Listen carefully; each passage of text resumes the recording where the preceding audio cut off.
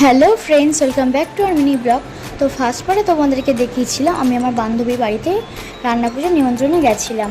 তো দেখো, এটা ওদের ড্র্যাগন ফ্রুট গাছ, দেখো কত সুন্দর। এখানে দেখো অনেকগুলো ফল হয়ে আছে, এই একটা ড্র্যাগন ফ্রুট। ফল হওয়ার পরে গাছটা আরও সুন্দর লাগছে দেখতে, দেখো কত সুন্দর লাগছে, বেশ অনেকগুলোই হয়ে আছে। তো আমাকেও একটা খেতে দিয়েছিল, তো এখন আমি এটা কেটে দেখবো কেমন খেতে লাগে। তো এর আগে আমি খেয়েছি সেটা কিনে, অতটা আমার ভালো লাগেনি, আর কেমন একটা পাঞ্চে ভাব ছিল। আর আমাকে বলছিল এটা খেয়ে দেখবি, খুবই ভালো লাগবে, কারণ এটা আমাদের বাড়ির কাছে আর এটাতে কোনো রকম রাসায়নিক সার দেওয়া নেই। আমি ভাবছিলাম যে আমি কীভাবে এটা কাটিং করবো, বাট আমার হাজব্যান্ড তো এসবের খুবই এক্সপার্ট। তো দেখো কি সুন্দর পদ্ম ফুলের মতো ও ফলটাকে কেটেছে, খুব সুন্দর করে কাটিং করেছে, দেখো কত সুন্দর লাগছে দেখতে।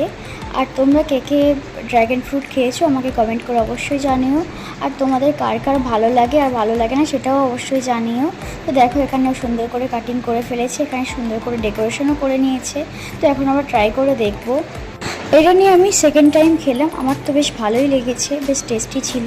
যেহেতু বাড়ির এটা, তো বাড়ির গাছের ফলের টেস্ট আলাদাই হয়। ভিডিওটা আজ এখানেই এন্ড করলাম, দেখা হবে নেক্সট ব্লগে। তোমরা সবাই ভালো থেকো, সুস্থ থেকো। আর ভিডিওটি ভালো লাগলে অবশ্যই লাইক কমেন্ট শেয়ার করে দিও। টাটা।